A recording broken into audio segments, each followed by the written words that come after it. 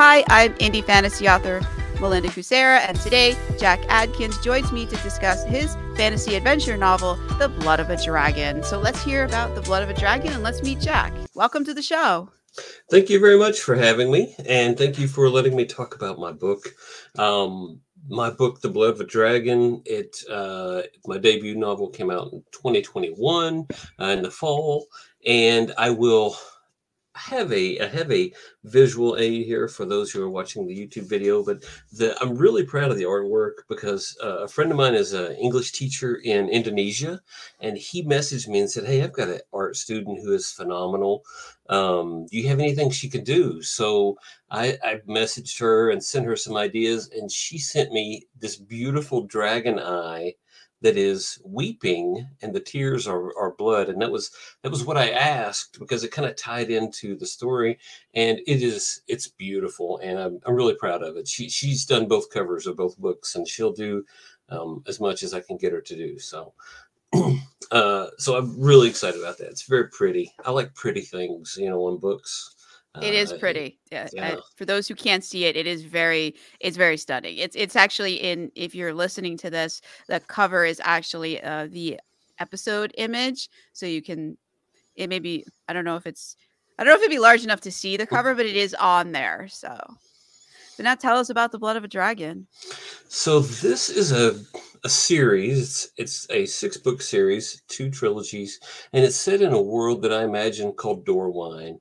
And in this world, dragons rule supreme. They are worshipped and revered like gods, and because they have godlike powers. The only magic that you can use in Dorwine is derived from a dragon's blood. Dragon's blood is doled out by these dragons like currency. So, for example, a vial of dragon's blood you could trade for a boat or a really nice sword or something like that. They kind of use it that way. They dispense it to their priests who do make magical potions or do healings or things like that. Dragons for me have always been such a fascinating thing, and most of my life I've played Dungeons and Dragons. 35 years. Wow, that's a long time. I was very young. And just this kind of mythos of dragons is kind of ingrained, but I wanted to do it a little differently. In Dungeons and Dragons you have chromatic dragons and you have metallic dragons, and the metallic dragons are good and the chromatic dragons are evil, and that's kind of the sense that you get in Dorwine, but it's actually not the case. All the dragons are tyrants. All of them, they're ancient, immortal, very self-centered, and they treat mortal people like their servants. They treat them like as if they should be worshipped. Everything is centered around these dragons, and there are dragon lords. So each color of dragon has a supreme ruler within their own color.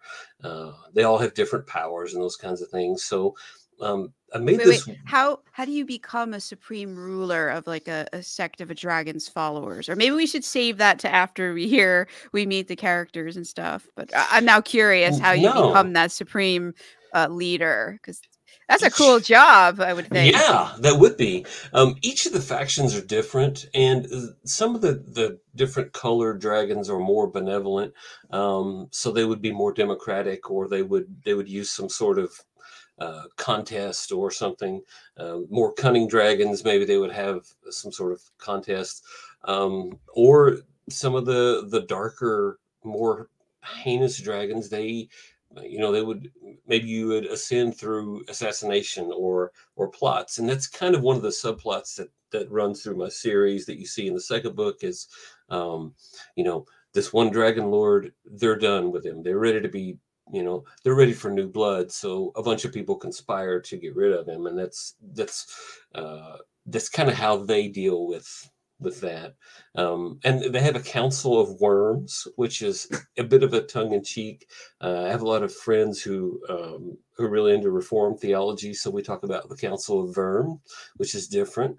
But so they would message me when they'd read the book. But this council of worms is all these different color dragons, all these different type of dragons, they come together and they make decisions about how the mortals are going to be ruled, or what are boundary disputes, and all these things.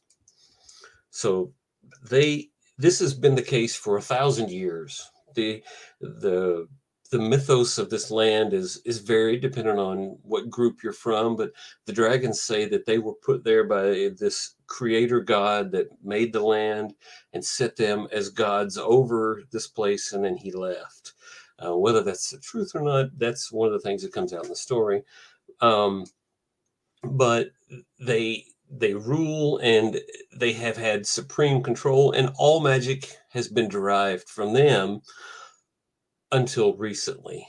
And there have been some things come up where there are rumors of people with wild magic, and the dragons are quick to quell that. They send people to take care of that problem and get rid of those people, just Wait. so that, Why don't they want this people to have this wild magic? Like, because what's they going on want there? to have all the control. They want to Ah, be all magic is derived from them. That's kind of been their story, and they want to perpetuate that I because they see. would lose So power. I see. So, wild magic, then it goes against that narrative. That's interesting. Yeah.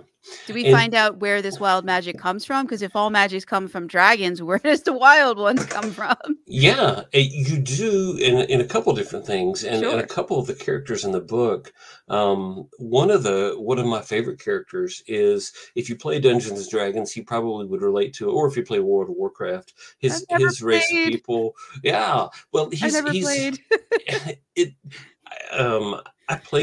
I played like 10 years ago, so I haven't played in a long time. But he's a hob, which is it's kind of short for a hobgoblin. These are a group of people. They're small in stature, and sometimes they may have kind of deformities. They would have an arm longer than another, or they would have an odd look about them, or they're really outcast from society. But you kind of discover that these people have dragon blood in their heritage, and there's this sort of heinous practice. Some dragons will assume the form of a mortal and take mortal wives or have mortal children, and these people who are blooded, that's the product of that.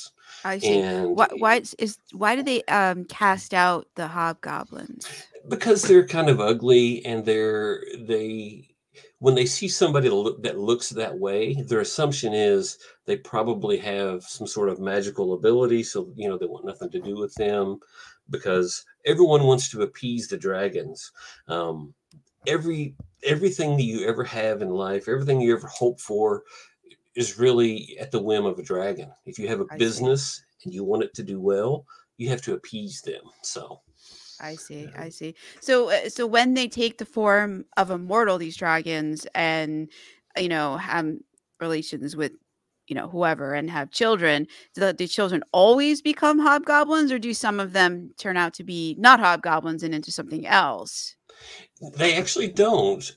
Typically, the offspring, they don't have um, any of those malformities. It's later, as the bloodline kind of dilutes a little. Oh, so Gen 1 is okay. Generation 2 Yeah, is probably okay, but after 3, things get sketchy.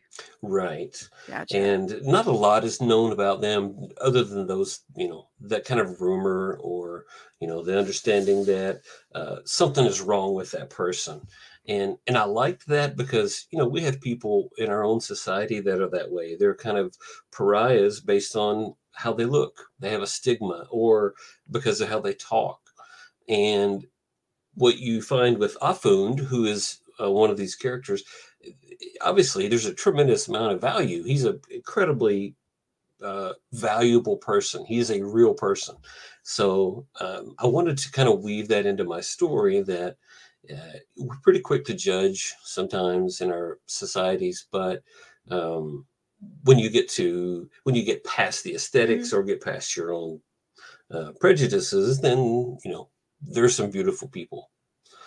Um, Yeah. Can we meet? Do we meet that character in the excerpt you're going to read for us today, or are we meeting other characters? We do not. What I'm going to Ah. read today, the first book has three main characters that you follow.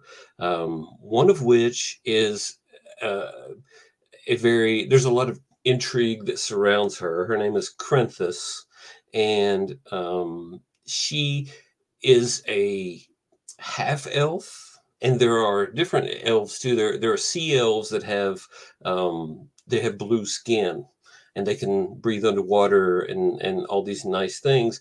Most elves that you meet in the area where we start are half or some sort of mixed blood elf. The pure elves, the pure blooded elves, they live in a completely different place, and they're very haughty, and they have their own ideas about things. But Crenthus is kind of a sketchy character because she has a shady past, and um, you get the sense immediately that maybe she's not really being forthright with what's going on. She's got some things in the works that you don't know about. The second character is he's a sub an aquatic race of people as well, that are actually from another world, but his people live at the bottom of the sea, and they are these caretakers of the sea, and they prevent these there are these breaches that are happening where creatures come in from other planes and stuff like that.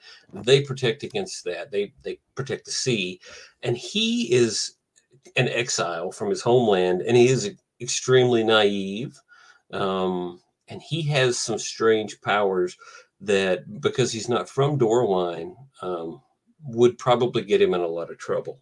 Oh Um, no.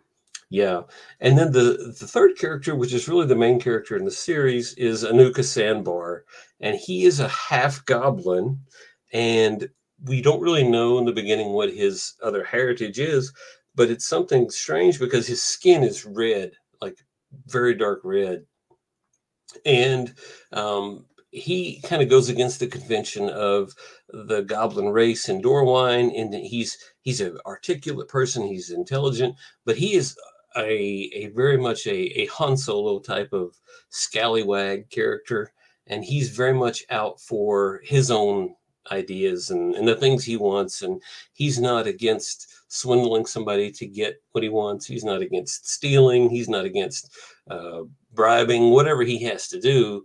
And the whole story starts out with him kind of reflecting on the fact that he's lost his father. His father is missing, and he's going to find his father. And the only thing he really has, he has a letter that gives him an idea of where he might be. So he's going to this place called Uzban Port, where the Black Dragon bog rules, and he's going to go there looking for his father. And so we start off, and he meets these other characters and doesn't really hit off with them as well as he would like. He's somebody who's very much used to being able to charm his way into anything, and it doesn't always work out like he would think. So the section I'm going to read is from the second chapter in the book, and this is uh, Michael Kramer narrated my book, and people ask all the time, wow, how did you get Michael Kramer? I said, I emailed him chapter 2, and he replied back and said, that's hilarious, I want to do this book. So that's really cool. And Wow. yeah, and That's amazing. I thought so too. And they're the sweetest people. They're from the DC area. We got to meet them last year, and I just fanboyed really hard because I mean they're legendary narrators, but they're also just so sweet and down to earth, and just neat people. Um, so I figure if he liked it, this is probably where I should start. So I like to read this chapter when I get the chance. But if it's okay, I'll go ahead and read from. Yeah, yeah. All Please right, start wherever you want, and end where and where you think is a good stopping point that'll make us want more. all right.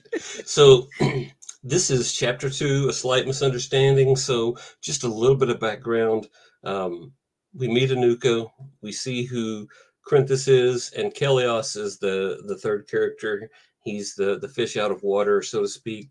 We meet these people, and Anuka is desperate to find his dad. His dad is a famous admiral. He was a pirate before he became a respectable sailor.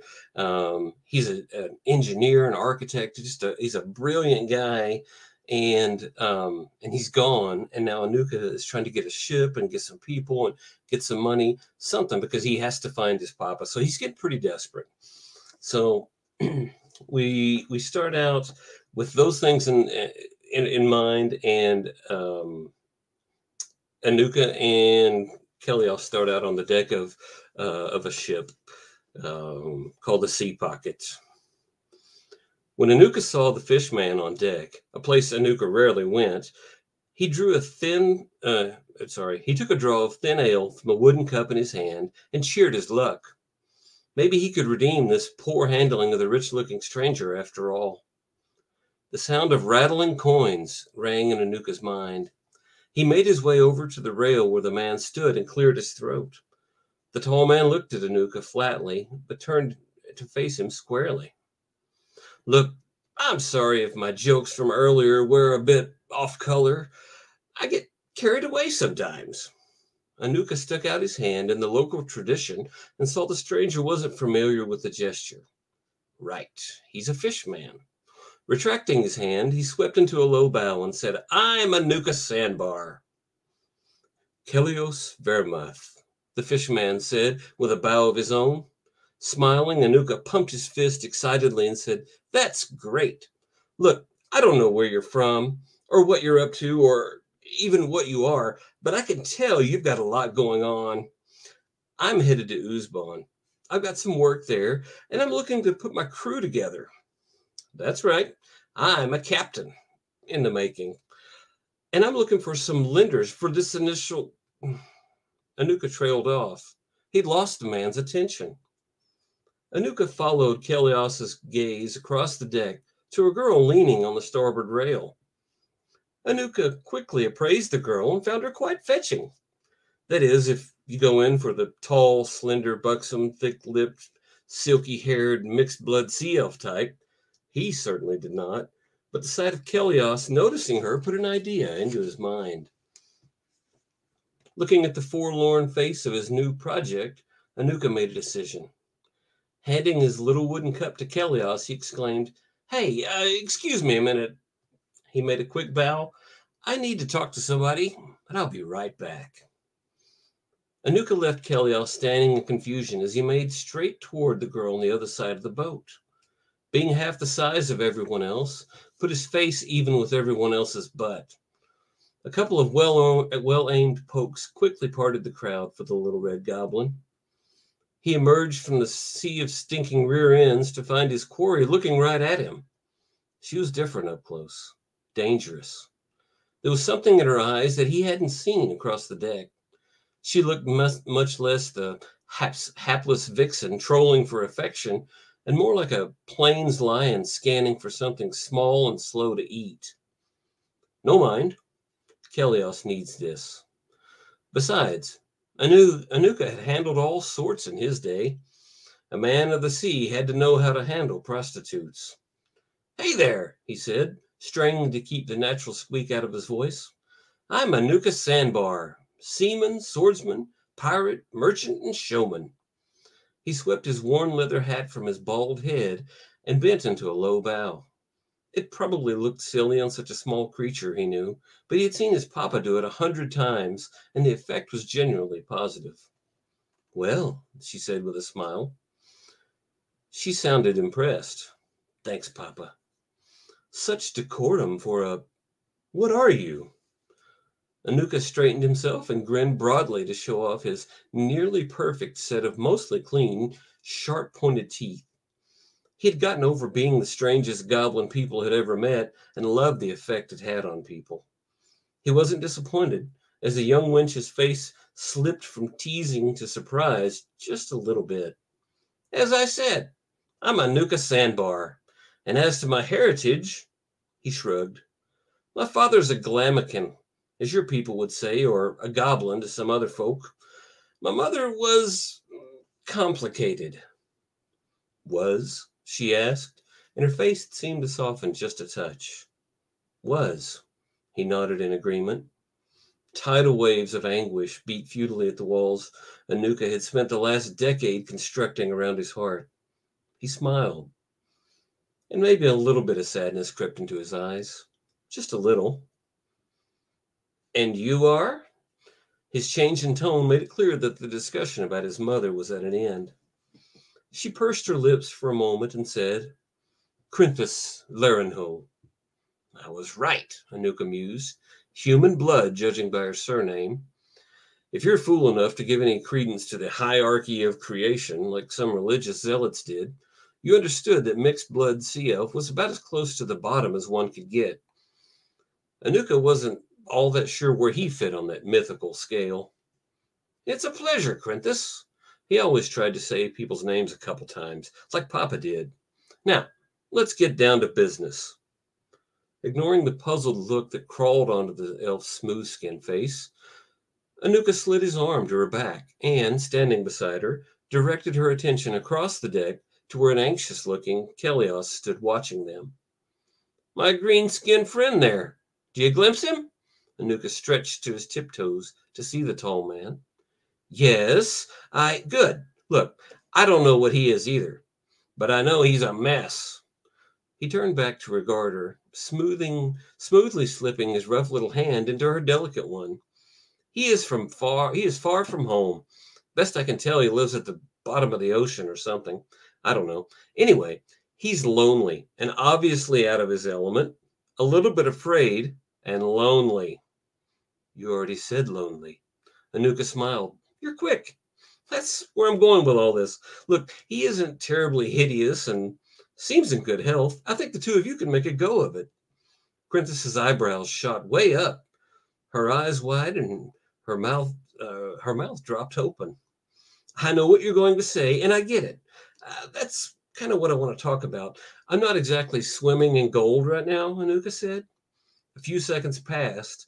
Then the shock on Quintus's face melted like wax in the sun into a frightening look. Slender eyebrows smashed together and her eyes darkened. She seemed much taller and stronger than any sea elf he had ever seen. Anuka could almost swear he saw smoke trail from her now flaring nostrils. You know, I know you probably hear this a lot, but money isn't usually a problem. My dad is sort of a famous captain. Once I find him in Uzban, I'll be flush. I'm just trying to help this poor sap out. He has trouble stringing words together, and I figured I would. Anuka let the words trail off. Quintus looked like she had found an eyeball in her fish soup. It dawned on him that he may have misjudged the situation. Get out of here, she growled through clenched teeth. Anuka had always been small. He'd learned pretty quickly when to keep talking and when to make a run for it.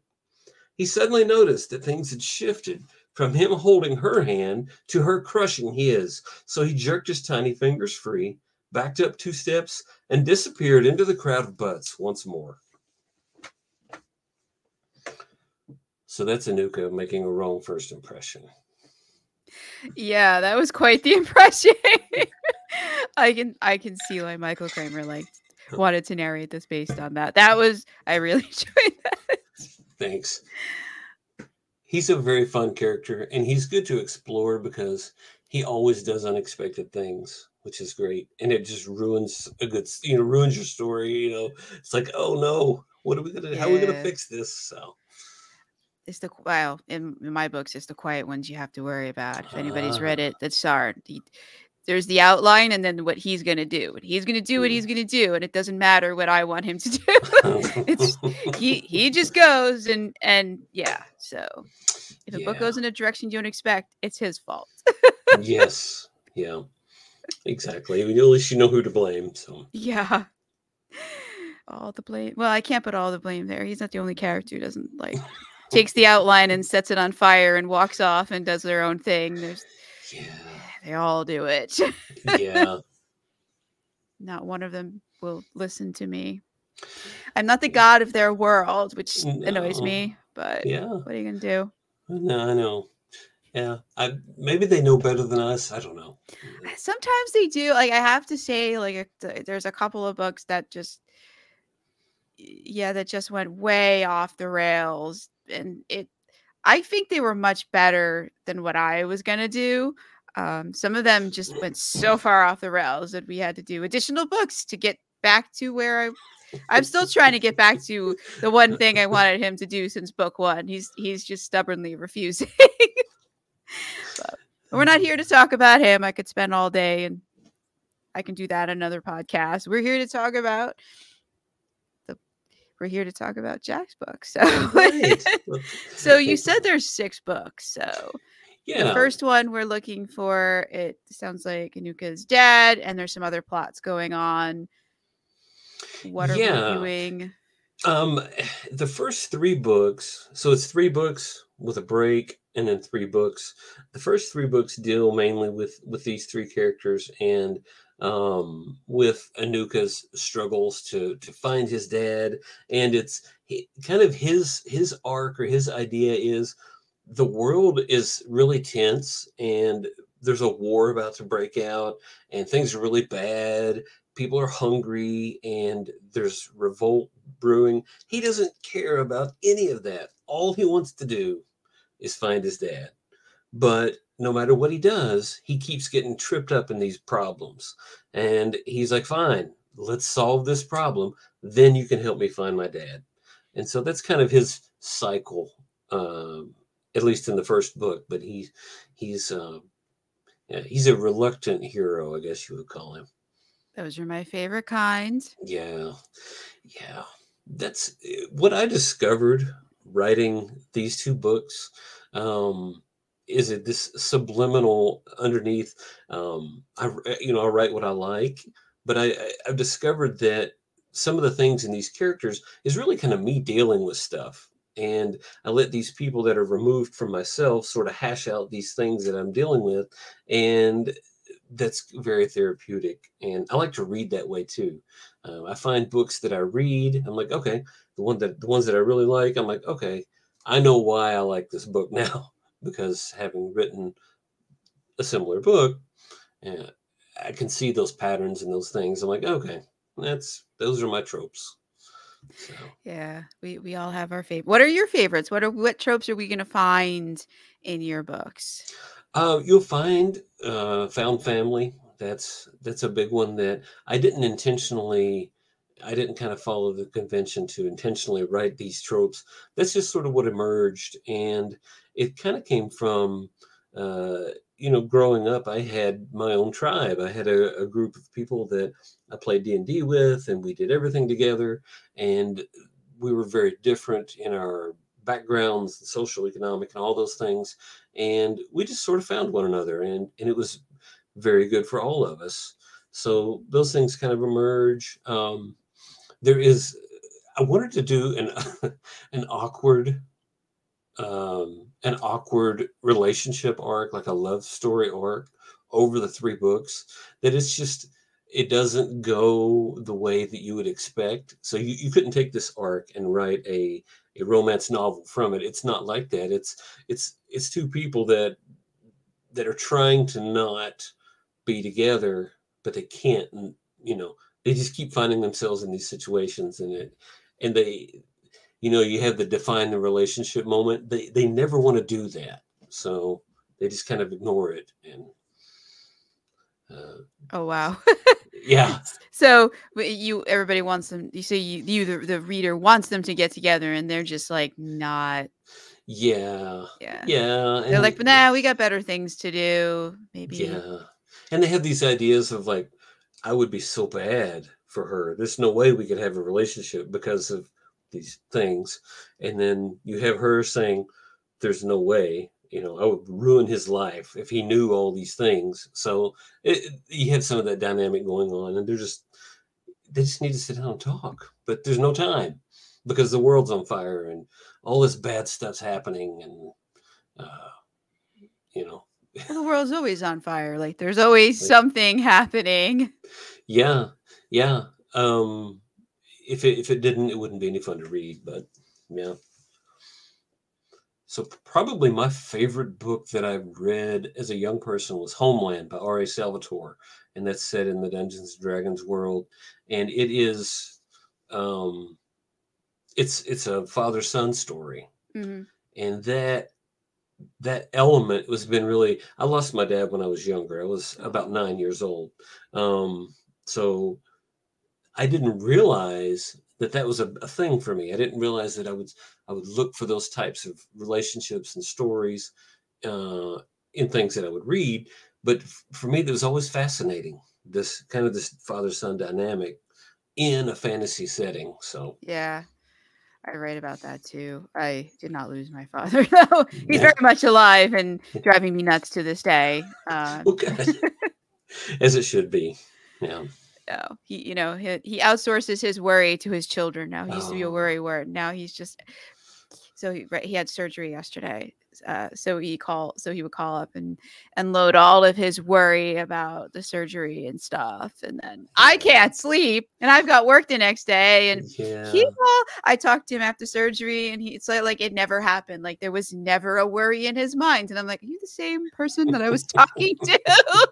Like, He unburdened. So yeah, like, thanks for a sleepless night, and now you're good.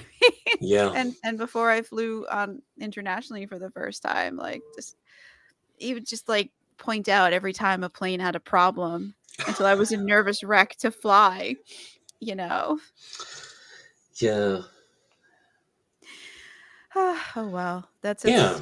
that's why we have parents. That's right. And, we're destined to become them. I never believed that until I have two adult children. So I'm like, I'm becoming Oh, them. And yeah, they're becoming me. So I don't have any kids, so we didn't complete the circle. yeah, But I'm gonna watch and see if my brother and his son complete that circle because I ain't. yeah, I broke that one. I was like, no, I'm not gonna do this to the next generation. yeah, yeah.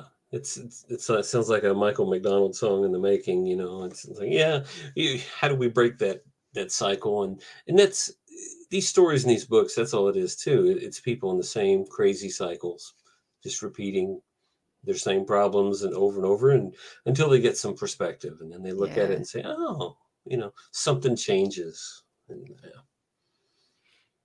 that's the fun part, though. Yeah, no, it's awesome that we want in life and in fiction, we want change, but change is not always easy. Sometimes Yeah. it's hard, you know. Yeah, we wouldn't read a book about somebody having just a normal day and everything going just kind of like it normally does. It wouldn't be any fun, but that's kind of what we want in our own lives. Yeah. And then when we don't get it, we're all off kilter because we're like, I mean, yes, we're all the star of our own stories, but we don't want to live the kind of stories that we read about because Yeah. they're not fun. They're dangerous, Right. and there's lots of risk and also reward. Like we're like, we don't want that. Yeah. My wife is key in my editing process. She doesn't read fantasy at Hmm. all. So when something is amiss, it's very easy for her to see it. And I figured out what I do when I read somebody else's fantasy. If they make a misstep somewhere, I just fill in the blanks and keep going. She doesn't do that. So it's very helpful because she's able to kind of see those things and help make them better. But and just to point out um, in those areas where it's like this doesn't make sense, this feels wrong, Hmm. uh you know do something different. So uh, You're and lucky it's you have interesting. that. I Yes, don't have she's anybody she's like that. phenomenal. She's brilliant, and she's a dentist by trade, but she probably would have been an English teacher otherwise, and she's phenomenal. Wow. um yeah, so yeah, very fortunate. She's fantastic. But she always is like, why do you torture these poor characters this way? I'm like, because that's fun. That's what I want to read. So And it's that's what you want to read. You want conflict. You want the crazy, not in Yeah, your life. You want it in somebody else's life so you can live vicariously through them, you know. exactly. Yeah. Safely, I can sit, Yes. I can sit in a theater and watch, Batman do whatever, and I'm not worried about it. I'm gonna go home tonight. So yeah, Yeah. No, and that's it's so true. It's because we wouldn't enjoy it if it happened to us. right.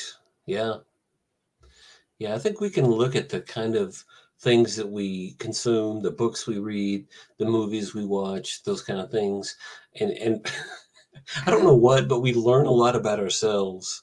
Um, because if you have these things now, like, well, I've got Goodreads, I can go and see every book I've ever read if I want to put it up there, or True. you can go out on Vudu and see all these movies you own, and you're like, why do I like these particular movies? What is it about this? But if I have 2 hours or 2.5 hours at home, and I can do something kind of passively, I'll put on, the Henry Cavill Superman movie. I'll put that on in the background, or I'll put on Iron Man 3, and I just know it, and it's very comfortable, and I can do other things and all that. And it's like, yeah, those hit some beats for me, I guess. Yeah. I'm not a big fan of the Henry Cavill Superman. Yeah, Sorry, folks. yeah, Those were not my favorite Superman movies. I grew up on the Christopher Reeves one, and yeah, like he will always be Superman to me. yeah, yeah. I like Zack Snyder usually, so I like some of the things that they did with the visuals. But yeah, Christopher Reeve is Superman. Michael Keaton's my Batman. So I think I may He be in the minority on that. I don't know. I enjoyed his Batman, and I enjoyed the Penguin. I know Yeah. some people don't like that No. particular Batman movie, but that was one of my favorites. It might have Yeah. been just because when it came out, I was the right age to Mm, actually enjoy it. I'm not that might play into some of the reasons why I like some of these is I was just the right age when it came out to really fall in love with it. yeah. Yeah. You Danny know, DeVito was brilliant. That was I very loved good. it. I loved it. Yeah. And I think that's sort of my issue with Star Wars is like the original one came out, I was too young to like it. Yeah. I watched it, growing up because it was everywhere. Like, Mm-hmm. the first one came out in 79. I was born in 80. And, I was really little through most of like the Star Wars things. I saw them and I liked them, but like I was never super into it.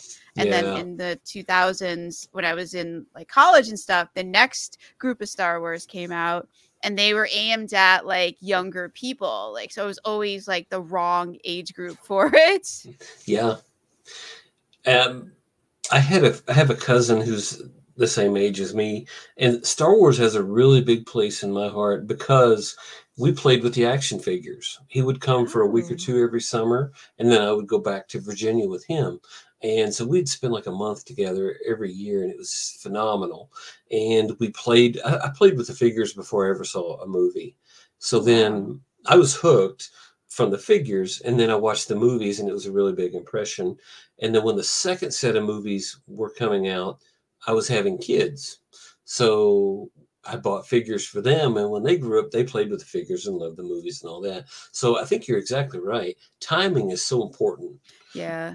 There's some classic movies that people are like, wow, this is wonderful. And I watch it and I'm like, I don't get it. I don't know what's the Yeah. big deal. But it is timing. It's a And big I part of it. think some of that, like some movies, like, you can see them later when you're the right age and you can really appreciate them and Yeah. enjoy them. And that works for movies that target older audiences. But when they target younger audiences, once you're past that age, like sometimes it's hard to get into. At least it was for me. Like I missed a Yeah. lot of things that way. And there were Yeah. a lot of things that I just hit at the right time because I was the target age, you know? Yeah, I have friends who are like, I can't believe you've never watched the series Lost. And I'm like, it came out at a time when I wasn't watching much TV, and I missed it. I lived in Alaska for 3.5 years. Oh, So wow. yeah, so everything is different there. It is like living on another planet, sort of. So it just happened, and I missed it. And now I'm like, I don't want to dedicate all that time. That's a big chunk of time. I'm too busy. So I don't know. Maybe one day I'll watch Lost, but all my nerdy friends are like, man, it's got everybody in it, and it's JJ, and it's great. And I'm like, oh. Yeah. I So mean, I watched some of Lost because I was the right age for that, but after a while, it kind of lost the plot. yeah. It just was like, okay, let's. I think there was a writer strike in the middle of all that. Mm, I feel like I'm not 100% sure, but I feel like there was a writer strike around when some of Lost was on. I'm not 100% sure, but I remember there being something like that. yeah. And a lot of the old shows that I grew up on, it's kind of sad because you see this trajectory where they just skyrocket and then they just sort of, they sort of go downhill, and they always run one season too long, Yeah. and that's kind of sad. So yeah, it's because money's involved. So That's true. Whenever money is involved, uh, there's a lot of yeah. There's just you but money's also can be a good thing. I mean, I'm a huge Lord of the Rings fan, and we got the phenomenal mhm. Peter Jackson movies. I know there's Yes, some people who hate them. I was the target age. yep, They were made for me, and I loved them. So yeah. there shall be no hate on them here. So I'm 4 years older than you, and it Hmm. hit just right for me too. I had just read the whole trilogy and The Hobbit. I'd read that all like a year before they announced that they were coming out. So it's like, okay, this could be all right. And it was phenomenal. I love them I too. I have to admit that I had never heard of the Lord of the Rings, Hmm. and or the Hobbit until I saw the trailers for the movie. I meant to read it before it all came out because I prefer to read the book and then see the movie. Yeah. But it came out when I was in college. I think it came out in 2001, so I was a junior in college, and I didn't I didn't read it first. I ended up seeing the movie first, and that was my first introduction to Tolkien, to the Lord of the Rings, to all of that. And then I went and read it afterwards, the whole trilogy. I didn't read The Hobbit until years later when before The Hobbit came out because I didn't Mm. realize there was anything else. I'm not good at finding out other books by authors. I'm sorry. I've Yeah. gotten better. I've gotten better at this, but I do have to say that I didn't know about, or I don't know if I didn't know or if I just wasn't interested in it. I'm not sure. Because like I Yeah. didn't read The Hobbit until the before that, but I did read it before the movie and I got the audiobook, and it was fun. I don't know why I didn't read it before that, but I didn't. And I only read the Silmarillion last year Yeah. because I was on TikTok and I fell into I found Tolkien Talk, and I went on TikTok to do the book thing and find readers, and ended up just like on Tolkien Talk all the time. Talking to people, talking about the Lord of the Rings, like not doing anything related to why I started the TikTok account. Yeah. Exactly. Yeah. But isn't that the beauty of adaptations? And that's why I try not to be too Yeah. hard on adaptations, because it exposes something good to a different generation of people. Um, not a not a big fan of the Wheel of Time show, but it got a lot of people to read the Wheel of Time, which I enjoyed. I actually read it 3 years ago. Read the whole series in 1 year with a Oh. friend, so that was a marathon. On the whole, I really enjoyed the series. So when the TV show came out, I thought it could go either way. And even though it's neat and it looks Yeah. nice, they put some production value into it. It's not my favorite, but there's some people who have picked up the series because of it. And talking with Michael and Kate about it, they're like, yeah, audiobooks went through the roof. That was the first big series that they did. And they're like, yeah, we've got called by tour and we've done some things. And they did kind of when we visited with Michael Kramer and Kate Redding, she was in the middle of doing the narration for the kind of the big expository thing that they had where they tell about, all the lore and all this different stuff, and they go into the world and the Wheel of Time and all these things. She was doing the glossary for that. Oh wow. Yeah, so she I was about to pull her hair out, but I didn't watch it on Amazon Prime. I read up to book 8 in the Wheel of Time, and then I got through half or 3/4 of book 8, and I threw it against a wall. I was so annoyed with the series. yep. So I have not actually read the rest of the Wheel of Time, and I've had no interest in it. Yeah. I was just so angry that for like 3 books there was like nothing happening. It was just they were so I don't know. I just really wasn't enjoying that. There wasn't. It was all description and arguing, and um the way he dealt with like female characters really started to like get to me, and I was like, I can't. I'm sure No. some people love this, but it is not for me. So I would have stalled out in the same place, except for the guy that I was reading them with had read it 5 or 6 times, and he started reading when they came out in 1990, and followed each one, and was just a super fan. And he encouraged me. He's like, "This is from now until the end of 10 or 9 or 10 is going to be hard." And there are going to be a lot of things, so much of the Aes Sedai in it, and stuff you don't care about, and things that are not really well done. But let's just press through it. And we yeah, did. And it was kind of redeemed for me with Jordan's last book. And then Sanderson took over. And I really enjoyed the last 3 books. So it was a happy ending for the series. But had things continued on the way they were in 8, I would have never. And I don't shame anybody for putting them yeah. down there, because a lot of people do. If you go to That Half I Price was Books, you can yeah find books 8 and 9 and 10 always there. yeah.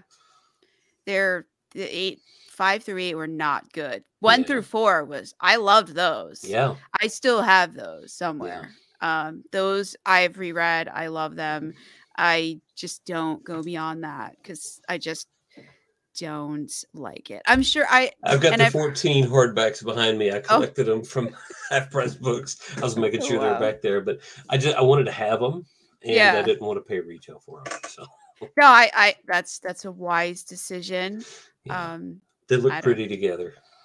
They do, and I've seen ones that are even prettier that have like some flowing design Yeah, across the spines. yeah, like a big Um, dragon. That's yeah, really I've seen cool. that too. Did not tempt me to pick it up again. I don't No, believe that there's any dragons or any cool stuff past, I 5D just killed it for me. Like if there yeah, was anything cool in the world, it snuffed it out. So, yeah. And the only thing you might enjoy is to only read 12, 13, and 14, because that is pretty much nonstop stuff happening. oh wow. I mean, Um, I don't need stuff happening every single page. Like I yeah, need like there needs to be like you feel like the story's going somewhere. yeah, And books that's 5 very through 8, true. it felt like we were in neutral or in Hmm. park at times. That we were just not they're sitting around having tea. And it just seemed like that's all we were doing. Like nothing else was going on.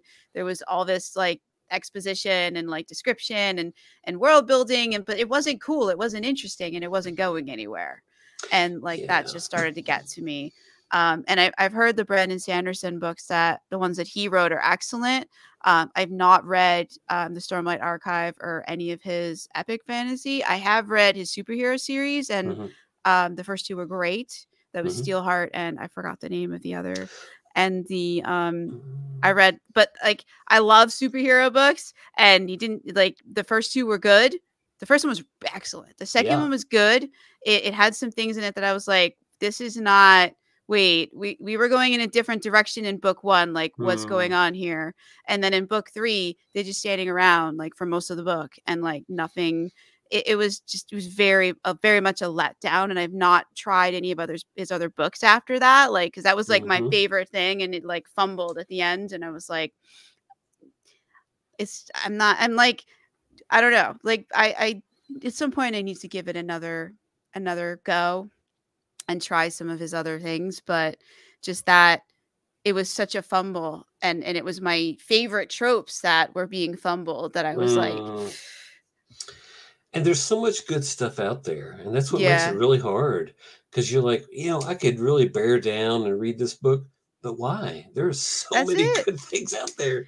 You Yeah, know, I did like power through that third book in the the super the Reckoners. yeah, and it was just and I heard later that like he said that that's not one of his better books, and Yeah. you know, there were other things going on, and like they get it. But Hmm. like, you know, these are my favorite things, and it just feels like you didn't like I gave you my trust and you kind of betrayed it. You dropped the ball. Isn't that funny? Yeah. We talked a little bit about money, but it can cause, like some of the stuff that I've read about Robert Jordan is the success of the first four books. He had them all written and they really caught on and were doing really well. And he kind of pumped the brakes on the series a little and wrote some of the stuff he wanted to do and expound on things a little more because he thought he had forever. And it's a sad thing that he died before he could finish them all, but he really felt like I can just keep doing this forever and keep getting paid, and I'm only 48. I need to spread this out a little. And I think I see a lot of authors, like I see the way Rothfuss has handled the Kingkiller series. Uh, I'm so angry I about that. know, I I read the know. first one when it first came out and I liked it. I read the Yeah, second it was one, good. and It was all then right. like I'm like the second one I didn't like as much. Like It was okay. it felt like there was a lot of like adding a lot of extra like it felt like it just didn't feel like it was going anywhere. I was starting to Yeah. feel like I was back in like book 8 of the Wheel of Time. We're going Mm, nowhere, that we've gone nowhere, because it was such a long book. It felt like we're not going anywhere. Like the whole thing had stalled. The frame story had become very interesting and there was barely any of it in there. And we were yeah. just back with him like I don't in the past in this YA like, you know, whole thing about him. He was in a school for magic, but it wasn't cool. It wasn't interesting. It was like I was so annoyed by that. It was like you're learning magic and it's boring. You Yeah. know, you're chasing girls and playing at taverns and we're spending chapters and chapters on this and there's nothing about like the magic or there's I felt like it was like stringing me along. So Yeah. I just at that after I finished it, I'm like I'm not reading any more of him. So I've not read the novella. I have I don't care if he ever finishes the trilogy. I'm out. Yeah. So And I got into Jim Butcher and the Dresden Files, oh and yeah, I've read them too. I really loved it. And then it got to a point where it's like, oh, Yep. we're gonna go 5 or 6 years without a book, and I'm just like, "Ugh." And I realized that no author owes me anything, but they Right. kind of do. Yeah. No, I agree. I read Dresden up to the one was it 12 or 11, and like I loved it when it first started. Like Hmm. I love anything that's like detective and Yeah, magic and like just take my money and give me the book. That's yeah. I love that. I'm like super I love that. Big fan. And then it started to be not that anymore. He was Hmm. not helping people. That he was doing stuff for the Winter Court and it was weird and there was all this weird sexual tension that I was not here for. It's like this is Yeah. not a romance book. And it was starting to have like serious vibes like it might be headed in that direction.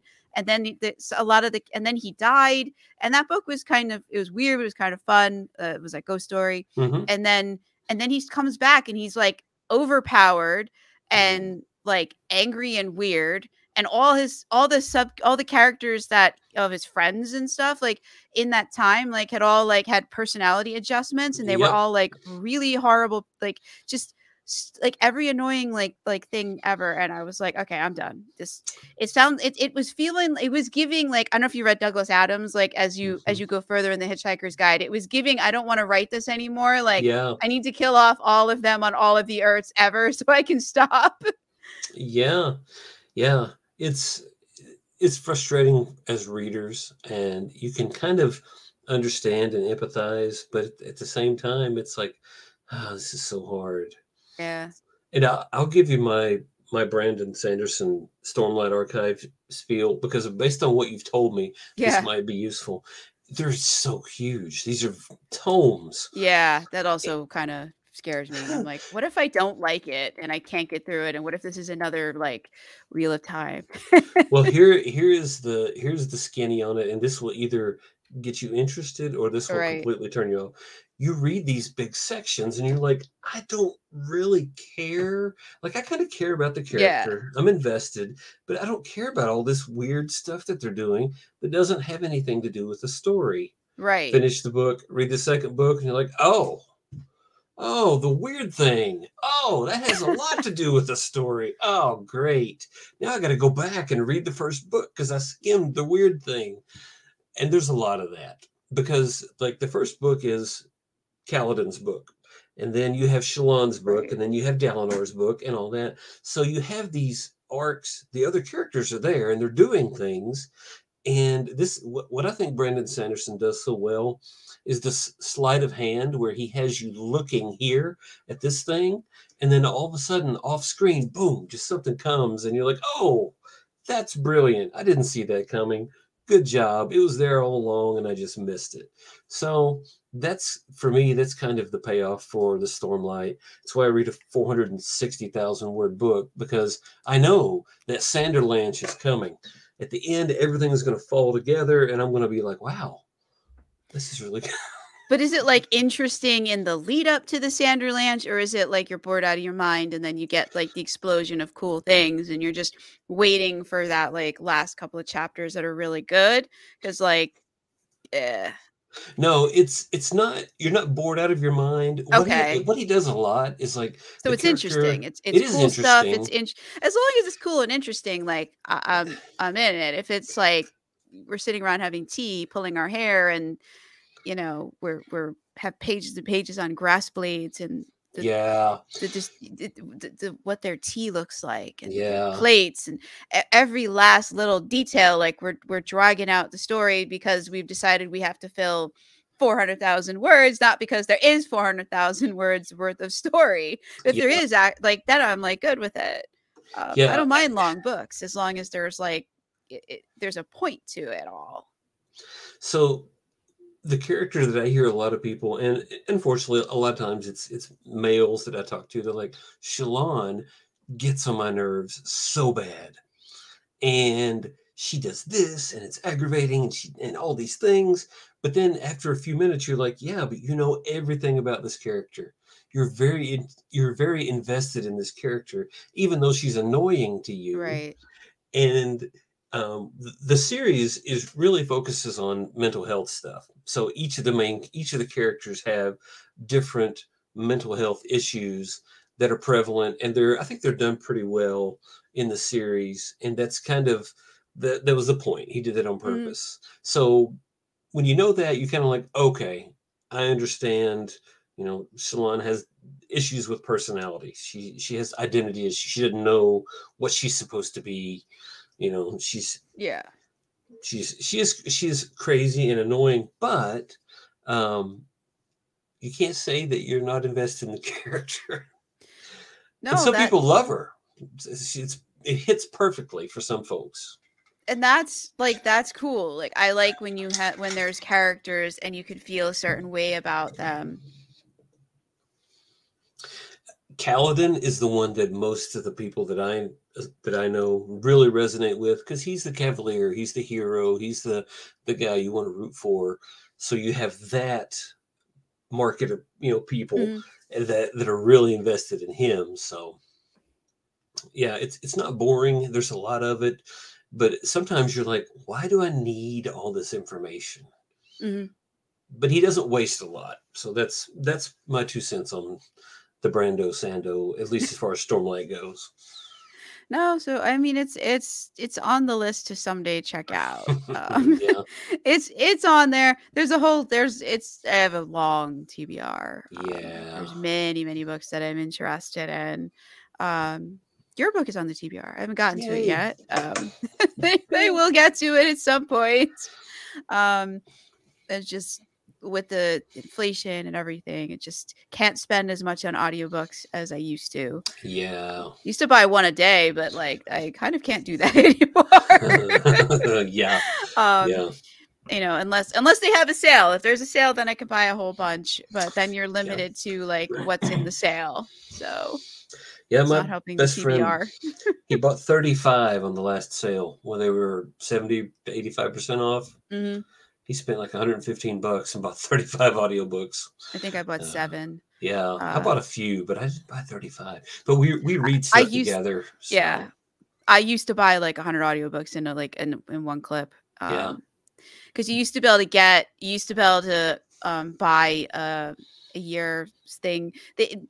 Amazon changed things a lot, but when I first joined Audible, like you'd have your plan, but if you wanted more credits, you could just buy another thing, and like you still were hmm, monthly, but you could get all the credits at once, and you could get like deals on them. So I would do that, and then I would yeah, just blow all the credits when I was done with those books, buy another thing, and it was cheap. It was not expensive. Like it wasn't yeah, like prohibitively expensive to do that. So every quarter you could, and they didn't care. They were like encourage people to buy blocks of credits. yeah, You didn't. It wasn't this like you can do only 3, and sometimes Audible doesn't give me the option to buy 3 more. yeah, It's like before Amazon bought it, like it was a totally different place. yeah, It was it was so much. Yeah, I don't know how it was for like authors on there, but for yeah, I don't listeners it know. was a total different thing, and it was so much easier to get lots of credits and spend them, and it was fun. Yeah. I mean, for like 100 bucks, you could get a year's worth of credits, and then Yes. that would let me, like, I bought the a whole, like, the Harry Potter series. I bought them all in one go because I've Yep. got a bank of, yeah, the good old days. I've done that. I bought whole series on them, and then that was done. Bought another year thing, and they didn't care, you know. Yeah. And like you still got charged every month, and Hmm. you know because you had the monthly plan, but then you could buy that extra bunch of credits. It was yeah. I miss those days. But that's when the Yeah. sales were few and far between. So your only way to get books was to either pay full price, which nobody wants to do, or Mm. or hey, give me 6 months worth of credits right now. I'll pay you Yep. for it. You know, Yeah. And now those they have were a sale, like they chain them together. They alternate yeah. between the 2 for 1 and the, half off. But it's the ones that they offer the half off for. I rarely do that because I'm like, maybe I would like this, but I don't know if I want to. I don't know if I want to buy it. It's still 12 bucks or nine Yeah, bucks or whatever. yeah. So, My rule of thumb is it has to be so a credit what I pay it has to be less so what well I'm not gonna all right I wasn't gonna tell you what I pay for a credit because have been with Audible for a long time, and like what I hmm, pay for a credit is not what anybody else is paying. So hmm, I took out the subscription in 2010, and I've never let it go. I've never lapsed it. So like I only pay about like $8 for a credit. that's good. So I if I have to buy extra credits, those are, whatever the going rate is. I don't get any sort of discount on that, even though Yeah, I've been a member for over 10 years. So I look at it like that. Like, so I've always looked at it as like, if it was less than $10, pay cash. If it's yeah, more than 10, use a credit, because then it's yeah, saving you something. So, that's the way I've always looked at it. I have picked up over the years, like many, like, good bucks in like $5 sales that they have, or like those are always those they were so infrequent that I'd end up buying like 100 books or something when they do the $5 sale. Just go through and anything that was like fantasy or science fiction or a thriller, just I would just buy all of them, just add them all to the cart, and there we go, we've got several months worth of listening right there. So but I'm very fortunate that this year I've really cranked up the pressure on my TBR, and I think I read 6 books in 2 weeks, which is phenomenal for me. But that's awesome. yeah, I'm at like 28 on the year, and that's at a good clip because I just almost quit reading when I started writing, and that was bad. Um, so I read everything too. Um, let's see, I think I'm reading a commentary, a biblical commentary right now, and then I'm reading, I think, The Fourth Wing by Rebecca Yarros. So Oh, that's pretty diverse, yeah, yeah. band of stuff. So, but I just get tired of everybody talking about that on TikTok. I'm like, fine, I'll get it, I'll read it, I'll see if it's any good. So, I've heard it doesn't live up to the hype. It's really not that great. So Yeah. I wasn't particularly interested in it. All I've seen is like people's takes on it, but I was not really interested in it from the get go. It I don't know, it was giving me the vibes of something else that I read that I didn't like, and I was like, I'm feeling like this might be in the same vein, and we should probably stay away.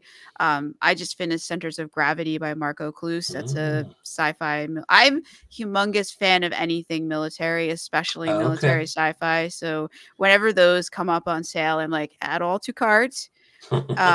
They're there's something about them. I don't know. I never served in the military, but maybe in a past life I did because I just can't pass off any sort of book that has a connection to that. Yeah. It's like insta purchase for me. Um, Nice. yeah, and that was book 7, I think, in the series. And it was a good finish. It was a good finish. It was a very satisfying end. So they didn't defeat the Lankies though. So Oh. but I feel like the series is over because the main character was wounded so badly that he had to retire from the military. So I'm like, oh Mm. man. And his wife also. So I'm like, okay, but they had a child, so there could be a sequel series That's right. featuring the daughter. There's still hope because we have not defeated the Lankies, which is these big aliens, but they found this like cool substance in invading one of their worlds when they were lost in some 900 light years from Earth. It was wild. It was a really good end. But I hope that's not the last like book in that world or that series, but we'll see. Yeah, that's another strange thing because people are either open-ended series is fine, That's me. or I have to have. I won't start a series until all the books in the series are written. And my wife is kind of that way. She'll wait and she'll get 5, 6, 7 books and then read them all binge them all. And I'm kind of either way. I don't care. I just kind of I I like uh, when there's like going to be a book every year. Like, so I've invested in a lot yes. of series that are like, I love The Undying Mercenaries, which I think just put out book 20. I hope it never ends. Mm. If you're listening, BB Larson, please never end the series ever. You're writing it for me and I love it. And please keep doing it. I will keep giving you credits for it. I love the series so much. Oh, Um, I that's love great. I love when you can find a series that there's a new book out every year or whatever the time frame is, just because then it like there's a guaranteed spot on it on the TV. It is on the priority TBR. It is on me as soon as it shows up on Audible. It is in my phone. I am going to listen to it Nice. immediately. Just knowing that like certain that oh it's spring and these certain authors always put Yep. out the next book in this series in their series in this area and like I like knowing that there's like fixed items, like fixed series that I can like just look at every couple months. Did anything new in this? And did the next one go up for pre-order? Like, can I at least read the blurb if I can't listen to the darn thing to find out what's coming? And plan out, when I'm going to listen to it. I get a little crazy about my favorite series. That used to be Dresden for me, and then It it got was so for me erratic. too. I mean, it's like April, and then it was August. But one of those two, a new Dresden book was going to drop, and then they Yes. didn't. And then they were, yeah, yeah, Yeah, but a lot of, but then also the pandemic screwed up a lot of things too. Like yeah. the Gene Yellow Rock book, the next one got like pushed off for a long ways, and other series, and I fell into some indie author series that were not affected by the Yeah. pandemic because they're not dealing with like the realities that the traditional publishing world was dealing with at that time. They're not print first. Hmm. Many indie authors on Audible are Audible first, Yeah. or ebook and Audible first. And so there were still books. So that was pretty awesome. And Yeah. it's hard to tell on Audible who's indie and who's not. So some of Hmm. these people I didn't know until they posted in like in 20 books to 50K. There's a big indie author group. I was like, oh my, I had no idea. Very cool. I was on Audible the other day, and they have the ribbons, like, oh, you might Yeah. like these thrillers or whatever. They had an indie author section. Oh, Never I've not seen that seen that. before. I've No, it not was seen cool, that. and it was like Craig Martell and Jamie Castle and some of those people that I would recognize, but a lot that I didn't.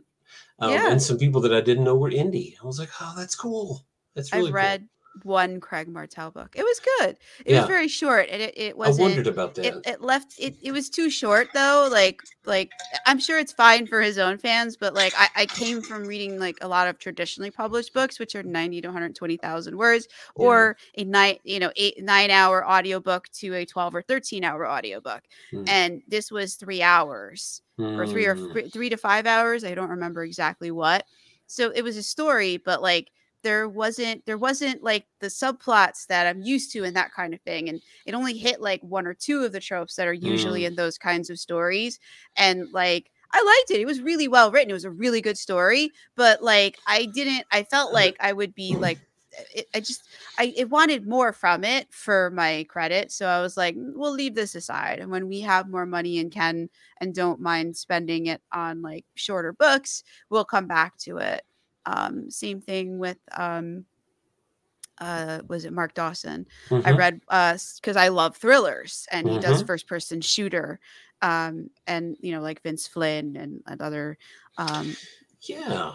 So and it was you read The good, but Cleaner? the same it was good, but it Uh-huh. just left me wanting more. It was missing some of the things that I was used to getting Yeah. because, like I said, I came from listening to traditional audiobooks, and they're much longer and have much more like subplots. There's much more twists and turns. Like I love the Gray Man series. Those Yeah. books are Me 12, too. 13 hours, and Yeah. they're like there's so many twists and turns, and like this felt like it was too straightforward. Like I could guess a lot of things before they happen. I don't like that. Yeah.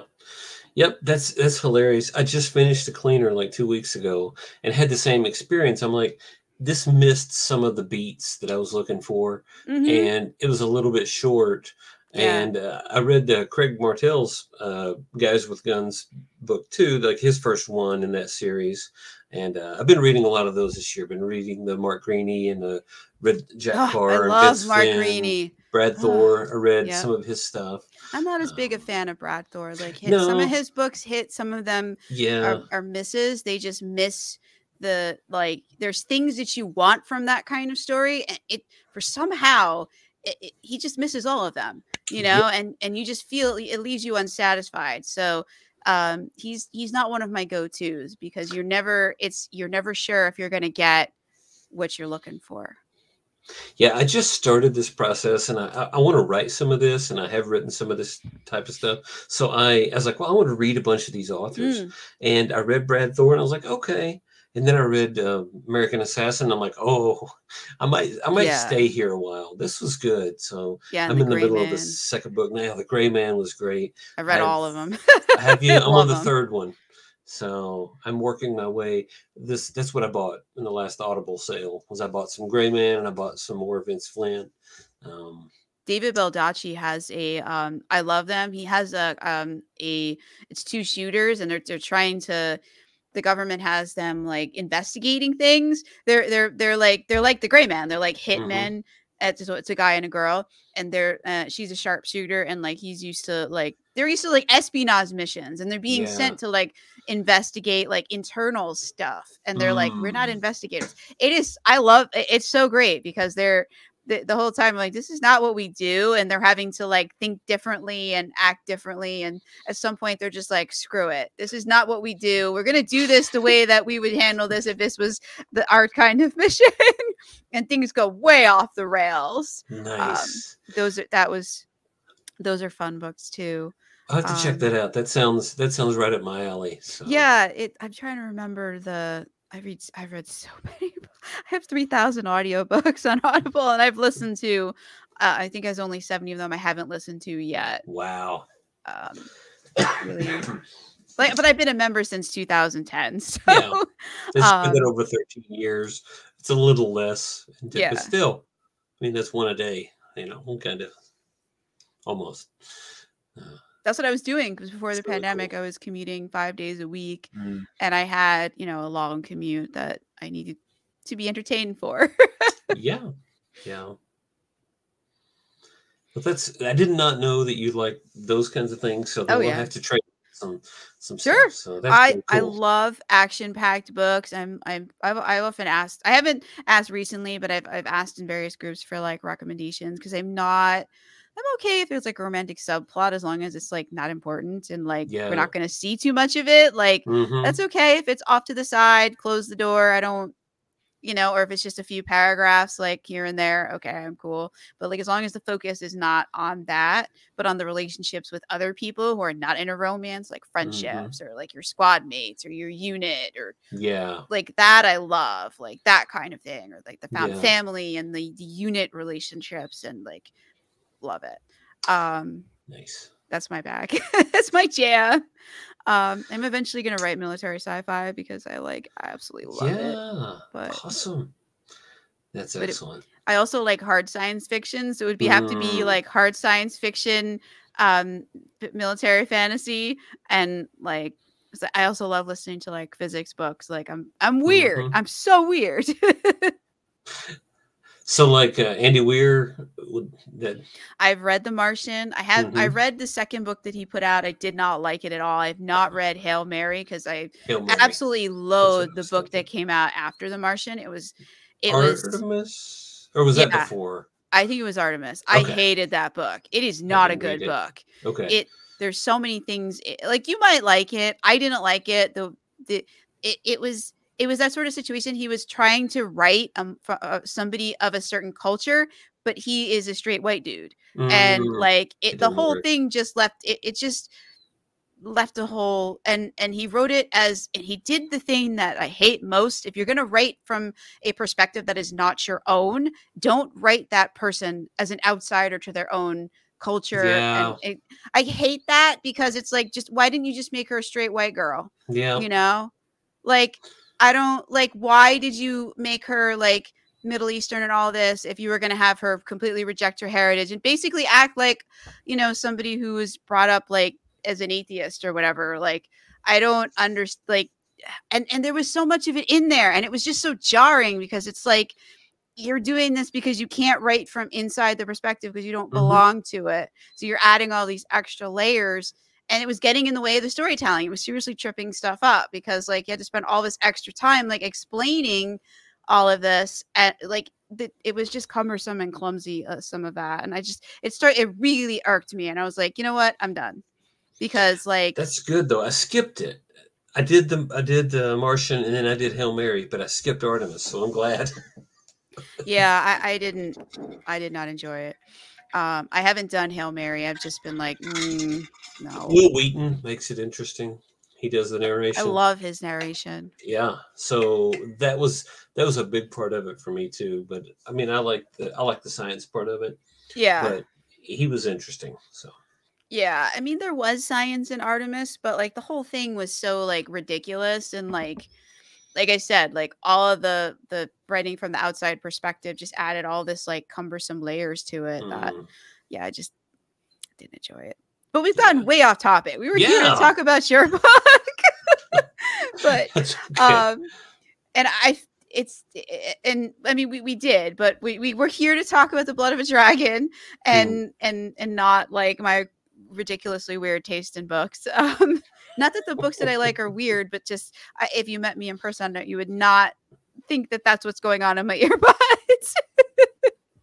But yeah, so there's 6 books, and is it you only gave us an Amazon link, so I I'm did. assuming that your book is in KU, Kindle It Unlimited. is, yeah, and it'll probably be so until the third book's out. I'm probably going to stay exclusive to Amazon. Most of my sales are Audible, so That's I awesome. like Audible as well. Um, Good, bad, or ugly, I've done pretty well with them, so uh, I That's like awesome. that. I Yeah, need to get yeah. audiobooks for mine. I am only an ebook at the moment. Yeah, I have my oldest son is very interested in doing audio narration. He kind of wants to do some game stuff too, and a couple people that I've told about it are like, oh, really? I think Tiger Hebert has actually talked to him about doing Oh one of his wow. series, so that's cool. And I thought, wow, that would be really great to have my own narrator, living, live in or at least close by. Instead So of rent, hey, if you narrate this exactly. book, you don't have to pay rent for Yeah, 2 yeah. months, You're set. Yeah. you know? Yeah, no, I need to. I want an audiobook very badly. I don't. I'd have to do some kind of royalty share kind of Hmm. situation. And I've after reading some things in different author groups, I'm a bit like intimidated by that. Like I'm not sure that I want to be tied into some kind of royalty share thing, but like that's realistically the only way this is going to get made. I understand that. In our little Noble Bride Alliance group, it's relationships. There are a Yeah. couple of guys that are narrate there that are actually narrating for some of the members now because you're comfortable with them. And had it not been Michael and Kate, I don't know that I could have taken the leap either because I'm like, I don't, you know, it was there was a lot of questions that were answered when they agreed to do it. A lot of things I didn't have to worry about. All I had to worry about was paying for it, which is bad Right. enough. But um, yeah, really cool. There's certain narrators that I love. Obviously, James Marsters, which when the Blood of the Dragon came out, my friends went on the celebrity thing or whatever, and they paid James Marsters to make me a little video, and it was Oh, so that's cool. so cool. It's That's so great. cool. I And think he's very genuine. He's like, that's if so it weren't for cool. writers, I wouldn't have a job. So thank you. That's so cool. Yeah, I mean, I wouldn't say no if he wanted to do it as long as he did it in a royalty exactly. share. I wouldn't say no to anybody who wanted to do Yeah. it if it was a royalty share and it sounds good. Yep. There's a Yeah. few narrators that are my favorites that like I would love to have do it, but I don't think they do royalty share because they're so big now that and Yeah. it's so popular that they probably don't need to. Yep. But The Tim Gerald Reynolds of the world. He's interesting in a lot of fantasy genres, but Travis Baldree is another one that he really blew up pretty quickly. yeah, Okay. yeah, that's the thing.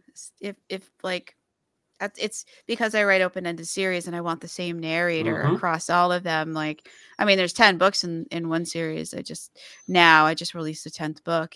Um, but like I would like the same narrator. Yeah, it's just a lot of things. Like it's on my list to like actually like look deeper into it and maybe pull the trigger on it because I've wanted an audiobook for so long and this is the only way I'm going to make it happen. If you get serious, let me know because I follow a bunch on TikTok.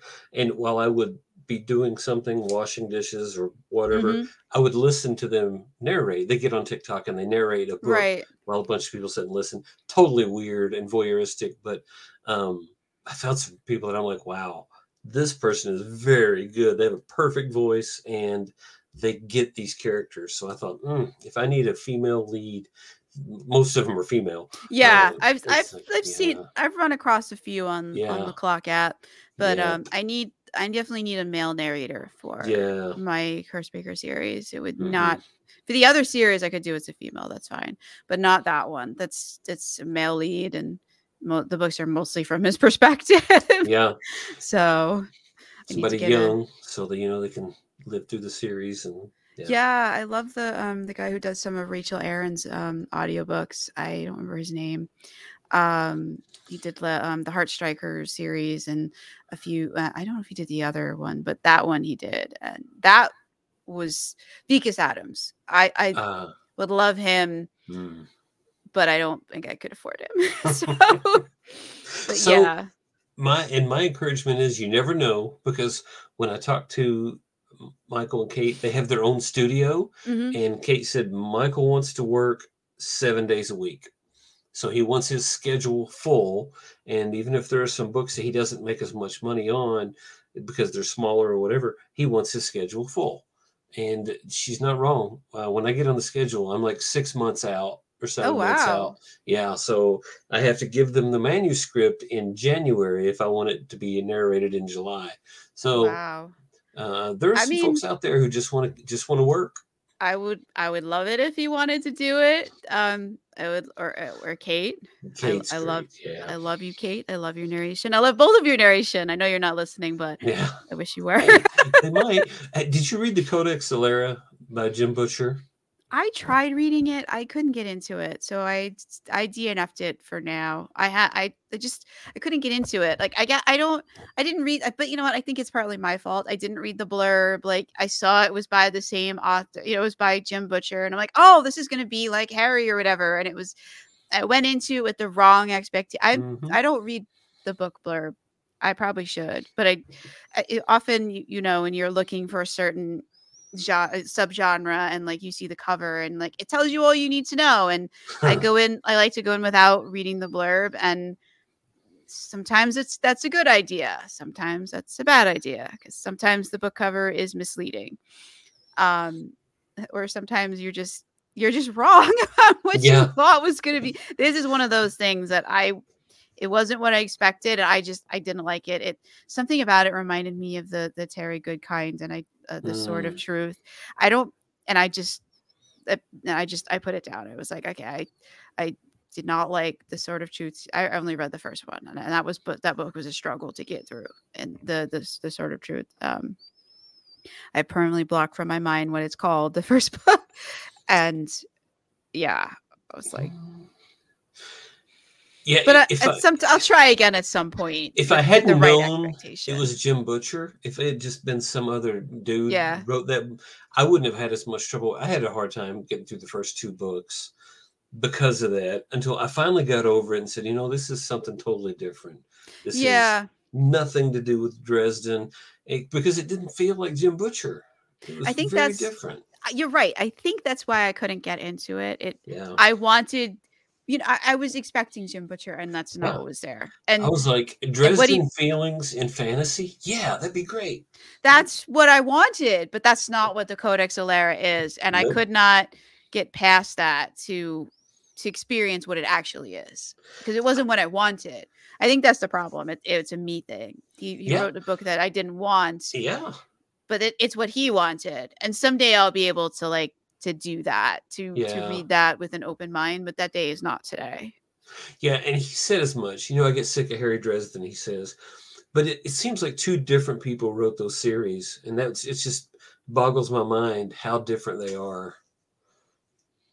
Yeah, I think that's what it was. I was looking for his voice, even though it was not urban fantasy. Mm-hmm. Yeah, it was a while ago. That's all I remember, is that it was not what I expected, and it wasn't what I wanted, so I didn't continue reading it. Yep. I didn't get that far in. And the cognitive dissonance was too much, and I was like, I'm out. Yep. But we've been on for almost an hour and a half. We should probably wrap up the recording. So thank you again for coming on the podcast. This is again Jack Adkins, and we were talking about the Blood of Dragon like 40 minutes ago. So we got way off. See, this is what happens when authors of all my interviews with epic fantasy book authors go really long. We go way off into the weeds, because I'm an epic fantasy author, you are an epic fantasy author, so we just start vibing and getting on the same wavelength and taking you all for a ride. So I hope you enjoyed that and our strange reading taste. This is a blast. This is really great. So I don't get to talk to a lot of other authors. This is wonderful. You're welcome to come back anytime. I'm not.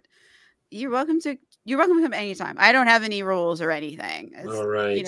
I'm freewheeling. So this has been Fantasy Lore and More. I'm your host, Melinda Kucsera, and thanks so much. I hope you guys will be back tomorrow, because we're going to be talking to a different fantasy author. I don't think it's epic fantasy though, so it might be a bit shorter. So thank you, Jack Adkins. Thank you all. Have a great day or a great night wherever you're listening.